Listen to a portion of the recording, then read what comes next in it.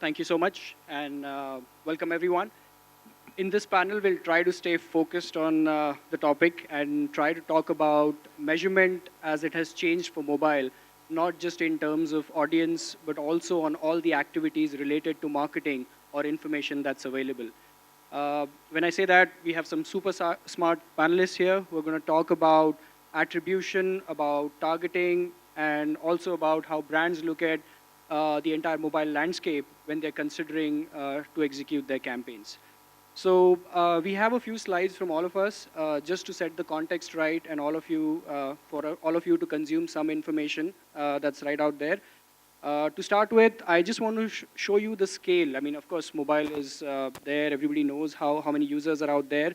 But just to show the scale of how the landscape has changed in the last 1 year in India is extremely important for this discussion. India is now, as we call it at Comscore, is a mobile-first country because there are 400% more users or engagement on mobile compared to any other device. If you compare any other country, this doesn't match up. I mean, the next best is Indonesia, which is about 250%. Most of the time spent on mobile is actually on apps. It's about 89% of the total time spent on mobile phone is through apps. And the top 10 apps contribute to over 50% of that time. All categories haven't really moved to mobile. There are a lot which are still skewed towards desktop, especially things like banking, BFSI sector, a few old ad revenue models like portals and so on. But most of the others where location is an important parameter have actually moved to mobile. These are some of the top apps, and if you see, I've just put a comparison between India and USA. Facebook doesn't feature among the top apps in India. And the reason being, a lot of people prefer to access Facebook through Facebook Lite or their web version, so they actually have more users on the web version compared to their app version. So size of the app actually makes a lot of difference. And lastly, just a gradation between the information we see within a category. So as a choice of a player like Ola and Uber offer only an app-based platform, so all the users have to be on the app.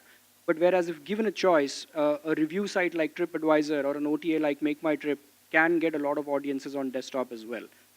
So with that, I just want to talk about a few topics that we're going to discuss, which is how we measure cross-platform audiences or unique audiences, how attribution is evolving, which Ronan is here to talk about. So I'll hand it over to Ronan to talk about a few things. Hi, how's everyone? Good. So maybe some of you know about AppsFlyer, but we're a mobile analytics company, and our core is attribution, and we work with over 460 companies here in India right now. We've got about a 85% market share, and we're just getting started in this market, I think. So maybe So you're responsible for all those app downloads so far? Yeah, and actually to validate something that you saw, you said around 89% of the activity here is on mobile. And we saw that within mobile, it was 86% is app versus the balance on mobile web. So definitely it's a mobile market. And a lot of people ask about India, but Southeast Asia per se, and ask, what kind of market is it? Is it mobile, mobile first market? I say, no, it's a mobile only market, right? And you've got to be able to not build to include mobile, you have to build for mobile, right? And that's the ecosystem that you're going to thrive or die in. So we actually, we completed a rather large study that we did, which we just released yesterday, which we had actually an event here in Delhi as well. And the study looked at over 1 billion downloads over the course of 12 months, 4 billion app opens, 950 different apps.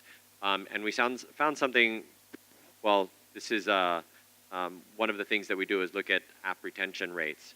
And as you can see here from the data, that retention rates seem to be dropping, and after 30 days, you're looking at around 6% of your users that you've acquired over the course of that month have disappeared, right?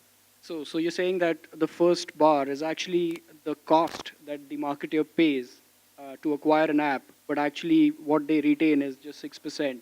So there is an LTV calculation, but there's no LTC calculation as such, no measure as such. Yeah, true. Well, even day one is the day after the app was installed, so Okay. you'd even have much higher than that.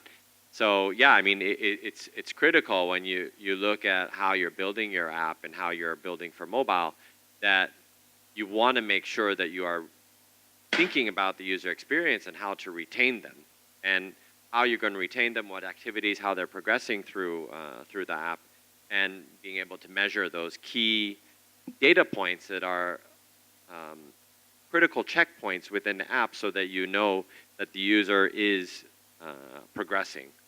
So this is something that was very important to the study, and even more so if you look at the far end.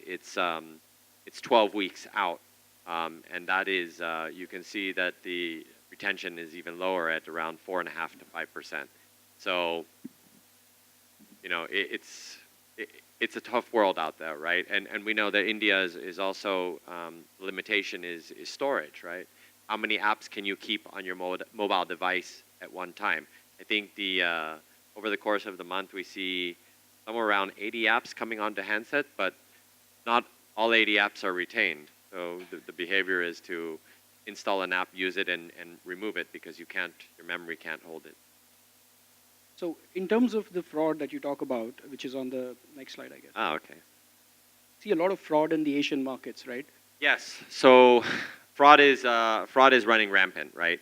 And it's a big thing that we as an industry need to address. And when I say as an industry, I believe that ad networks, publishers, agencies, attribution platforms, we have to band together to fight this, right? And it's not one person responsible. There are the culprits who are doing this, and they're trying to steal your money. Um, and part of the app install fraud that we see, install hijacking in India happens to be one of the highest forms of fraud. And Can you briefly define each one of them? Because yeah, in the marketing parlance, right, most of us here, marketers or advertisers, they've seen non-human traffic or invalid traffic sort of a fraud, but device ID reset fraud or install hijacking yeah, for the apps. so install hijacking is basically when an app is being installed and someone tries to inject a click to actually claim the attribution on it. Device ID reset fraud is something that is unique to AppsFlyer, is when a user um, is installing an app, performing some type of activity, and then deleting the app, and then resetting the device, which you can just go through your settings and see how that's done, and doing that again. Now, you asked me earlier, can people do that? Well, people don't have to do that. There's things called machines and device farms, and device farms are basically simulating this behavior, and you can just look up device farm, or look up um, how to do install fraud, and you can find it on Google, um, YouTube. Even it's happening in places where you think it shouldn't happen, like Texas, USA, right? I mean, so this is a big part of it. And then click flooding is basically just injecting clicks all over the place, right? So let's look at this, and this is what's happening in India over the past 12 months, is that we've seen fraud rates increase by 85%. Sure. So this is, you as a marketer should be very concerned about that, Okay. because this is money that is basically getting thrown away. Okay. And So I just want to bring Prajol in here because they work as a very, they have information from a lot of telecom operators. They're one of the very few players who've tried to get all this together on one platform. And Prajol has some interesting insights and data to show us as well.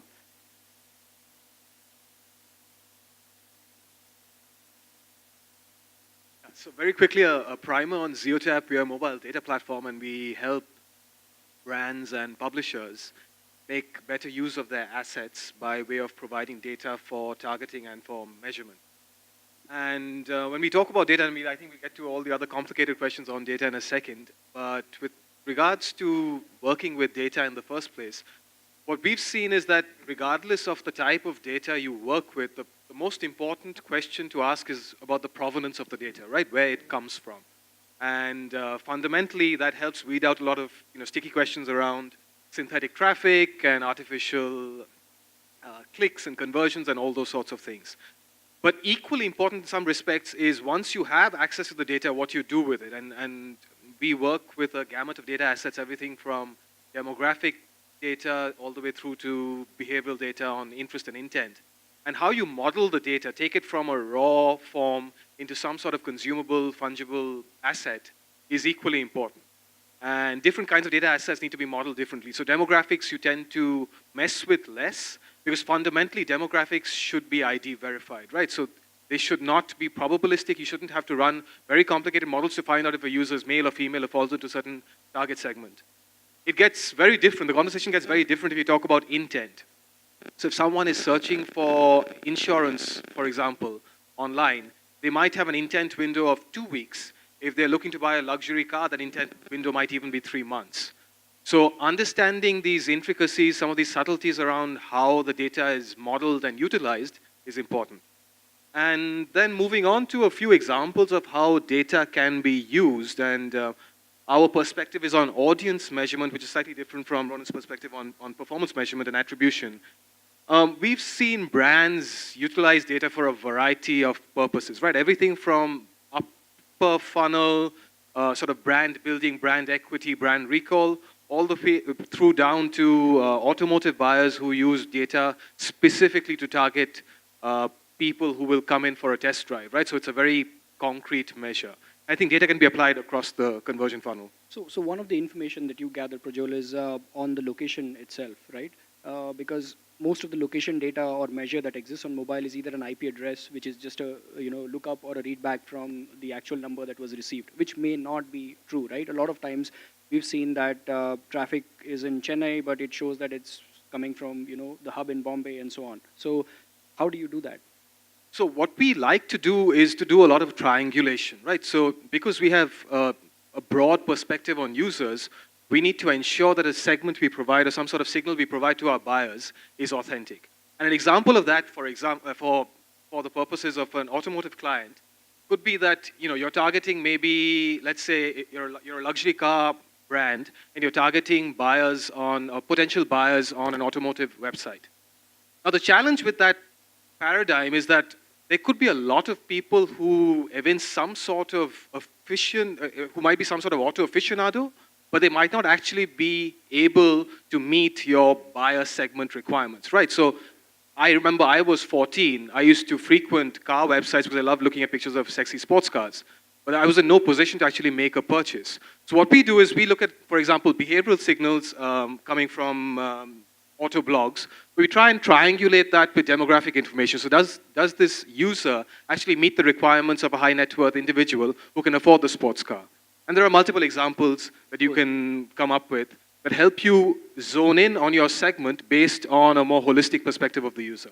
Okay, thank you, Prajwal. So we have Molly here, and I want to bring her into the discussion. As a brand, it's not necessarily just the demographic data that exists with them. It's also about the design measures that come through to make a decision. And I just want to get Molly's views on that, and she has a few slides as well. Yeah, actually there was one slide before this also. If oh, that's okay. So so I represent Birla Mutual Fund and the brand side of conversation today. I just want to understand how many brands are present here, just like a raise of hand. Okay, so yeah, I think quite a few, but I hope it is relevant to to people present here that we have brand conversation. But even as providers, I think it's very relevant to know what a brand is looking for in terms of data. So there was a slide before this, and the slide was very simple. It just had 2 words on it: data and design. Okay, and that was my point for today. That how do brands want to look at data to be able to improvise on their offerings? Okay, so that is where that is why data is relevant to us, and that's just one point. Data can be relevant for many things, But my off late, my experience has been that too many people are into quickly jumping onto bringing on 5 apps, 4 apps, onto the table, getting new website designs out, etc. However, where the pitfall is that data which is available, which is very rich, is not really considered while designing a solution. Okay, so I have 2 examples here. If you see, so to your left is a design of an app that we did just 1 year back. Okay, and the same app on the right of yours is just probably 3 months after we launched the first app on the left. It's the same app, however, the design is different. The first one, of course, there was no consideration on the data. And we saw that, it actually reflected the data that you presented. There were downloads and then there were offloads. So, people were really not using the app. So Because people the really wanted to experience- save tax through the data. Sorry? Save tax wasn't an option there, right? No. So if you see, the design of the app is very inward focused. Okay. It's very inward focused. This is how we look at our business. We feel that, people will, there'll be a new investor, there'll be an eKYC needed to be done. This is what we want to provide to a customer. However, we fail to understand that there is an established behavior in the brand, which is already there. So for example, the behavior of our consumer, and I will not buy the behavior just from my category. I will buy a consumer behavior. Consumer behavior is all over the place. So for me, data beyond my category is also very important. Okay, so for example, such a simple insight that, let's say an iPhone user is used to doing a right and a left. Let's say just sliding it when a call is coming, you just slide the tap to your right and you receive the phone. That behavior was so important for us to design the next app. So this new app that we designed, again, the design is different so that screen is again not there.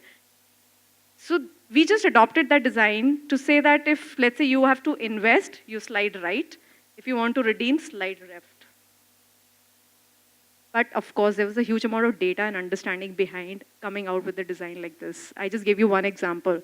What is it that you want to put on the screen? What is it that you want to remove from the screen? Where people are. So websites, for example, today are not dumping grounds, but we are using those as dumping grounds. Whatever we feed, we put it on the design. So my point here was very simple.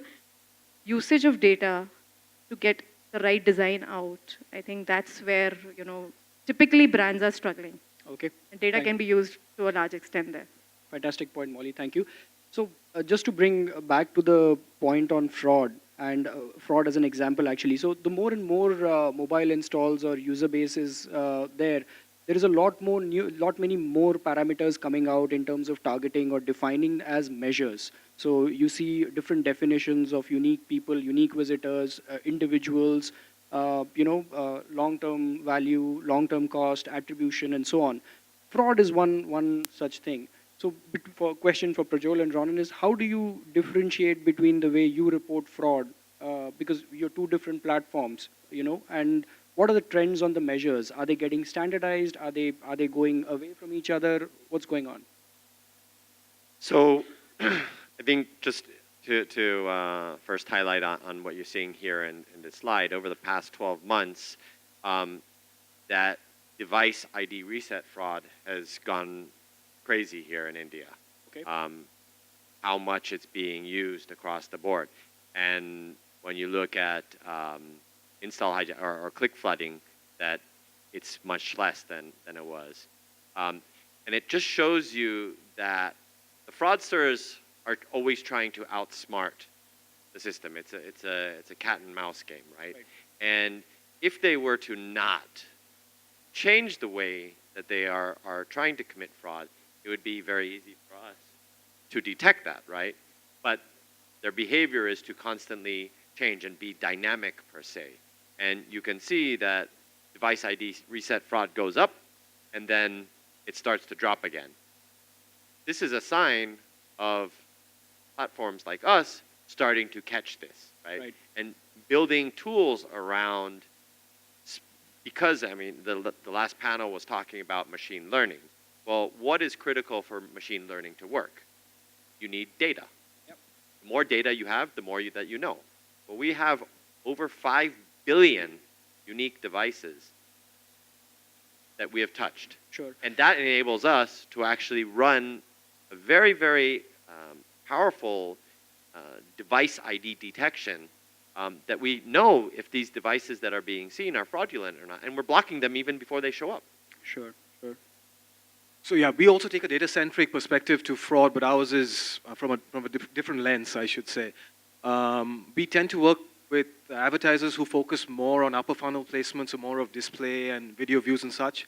And of course, the big challenge there is synthetic traffic, right? So there's a prevalence of bots. Depending on which study you look at, it's anything between 50 and 70%. It's crazy. Yeah. So what Ridiculous. we encourage brands to do is to utilize data as almost as a filter. And what I mean by that is you leverage your own first-party assets, you find other third-party data platforms where you know the source of the data is trustworthy. An example, of course, it's a self-serving example, but an example given our sources of data, Zeotap, is we work with telecom operators, right? So we know that every one of the 200 plus million profiles on our platform actually map back to a customer in the telco CRM. So that's a real human user. So fundamentally, if you use any form of data from us, it's almost entirely bot-free, at least from the purposes of the actual impression. And we're not the only isolated example in the market. There are other high-quality data sources as well. Yeah. You perhaps internally also are sitting on high-quality assets that you can leverage to try and improve these kinds of issues. Sure.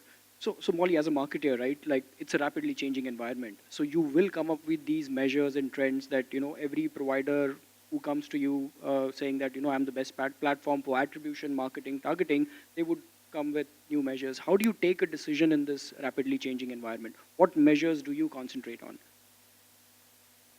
on? I think some of the measures have been talked about in our industry. So it's something unique. So in financial services, as you said, we have to see the behavior over a period of time. So probably in the morning is more mobile, during the day is more desktop, evening is again mobile. And if you're targeting, then, where to target, how to target, all that, we have to see behavior on an ongoing basis, real-time basis, etc. However, on the fraud point, where financial services are even more concerned is because we treat data as currency, is as equal, the data is equal to money for us. You leak one set of data, or if you have any risk on your data, you have a financial loss or a penalty. Not just to us, not just financial, I would say, brand equity, financial loss, trust deficiency, all of that, builds up if you're not careful about data. So for financial services brand, even more critical. So this is one aspect that we are very, very clear that, we will not err on the side of fraud, So a you're saying possible that- fraud. So business metrics are a priority compared to any other measures. Oh that you yes, see in I the may market. have a strong business case, Yep. but if it is legally loose, it will not fly. Okay. My compliance can shoot down a great proposal just because there is a risk of fraud. So that brings It's us currency to the for me. next question, right? When there are no laws right now, literally in India, there are no laws about the amount of data that you can collect from an end user. If you're on Android, it's like literally they know everything about you, even the name of your cat in your house, or It's probably just a everything. matter of time, I believe. Sure. It's So- just a matter of time. Yeah, Right but- now, but as a marketer, when you are using all these, you get used to all these measures in targeting. How do you pull back, or how do you reset yourself in terms of when the laws come in, right? Yes, GDPR, the earlier panel talked about it, but how can it be challenging when all these measures exist today, or more are being built up, and then suddenly the law comes in? thankfully for financial services, we are anyways not using the data which is available. So we have less to worry about, but I think overall data landscape has a lot to worry about. We have to just reimagine a situation where there are very strong laws in the data space. And I don't think that too many people are thinking about it right now. Now imagine a space where you have to take consent at every step of the way to use data. Even if a customer doesn't want your data to be used, fair enough, today we take consent. But to be used for 5 days, to be used for one activity and not the other activity, you can imagine the kind of back-end logistical nightmare that that is there to maintain that data. It's huge. That is one aspect of it. But the bearing on the brands is another aspect altogether. Yeah. And imagine trying to enforce it, right? So what are you going to Legally have, enforce it, like yeah. the data police? So yeah, so we are getting into that space. So Yeah. we cannot shy away from a fact that yeah, there will be stricter laws on data Or going audit forward. partners, Yeah, yeah. yeah, they're I think, already coming yeah. I into think practice. that part is lagging in terms of the So overall the challenge market for itself. us is, and collectively for us is, how do you reimagine that situation and be prepared for it now? Many a times we see data, apps, all of this, I feel is always an under construction building. By the time you're able to finish one version of it, there's another version which is already out in the market. That's very nicely put, yeah. Now to think and be prepared for something which is coming probably 2 years hence or 3 years hence. That pipeline has to be kept in mind. So how does that work for you, Ronan? Like, you operate in so many countries, and some have these laws, some don't have these laws. So how do you standardize all these measures across all the markets? Yeah, it's challenging. I mean, right now we're gearing up for GDPR, which comes into effect, I believe, the end of May. And you know, we're building our whole system, rebuilding our whole system and architecture to comply with this. And even if we comply, we're not going to get a certificate with a stamp on it and put it on our wall because there is no such a thing, right? How are they going to enforce it? So it's coming into the era of self-governance, right?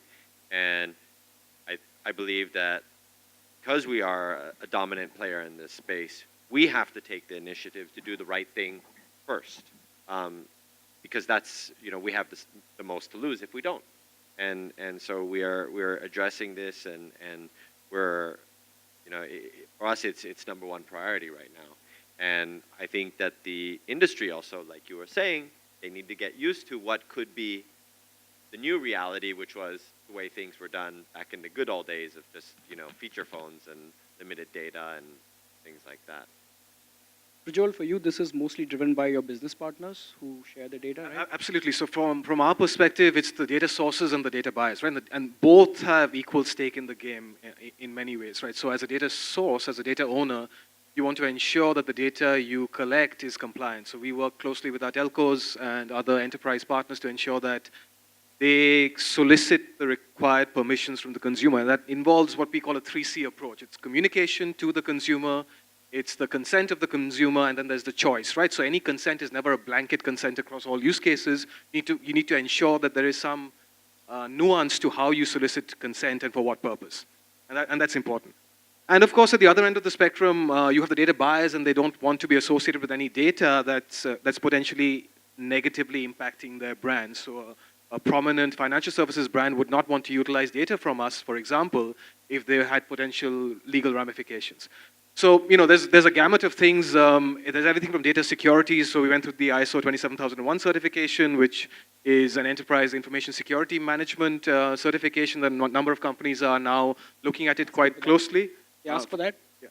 Okay. And then there are individual measures you can take around GDPR. The penalties are punitive, so no one is certain yet. And I suppose the dust will only settle post-May 25th, once the regulation kicks in. But it's important to ensure that all your I's are dotted and T's are crossed. And I think the interesting, maybe that's another panel discussion, is what happens to those startups who are, you know, sitting in safe harbor and trying to get out, and this ocean is going to swallow them up, right? How do they compete? So what is this really going to do to the ecosystem, right? Yeah, and just to elaborate on that point, ecosystem is beyond data. When he says ecosystem, it could actually be impacting the offline industry in a big way. So, for example, I wanted to implement a platform just recently. I could not do it because the servers are in US. Sure. Okay. Now, my compliance head is asking for insurance on data. Now, who thinks about insurance of data? Probably this is a good opportunity for the insurance industry Yeah. to get into. Selling So, the you know, information, data is challenging existing business models. Data will be throwing up new business opportunities. So the whole landscape probably will just undergo a lot of change. Today we just see, you know, online apps for, let's say, an online bank, DigiBank. But that's just the tip of the iceberg. They're just tip of the iceberg. Okay, thank you. So, are we out of time already? Yes. We are. Do we have time for audience questions? Can we or just take one quick question, if that's okay, and then we can discuss it offline? Sure. We can have the question answered offline. Anybody has any question?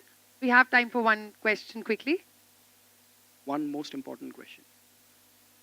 It's the most crucial question. Come on, everyone. Anybody? Lovely.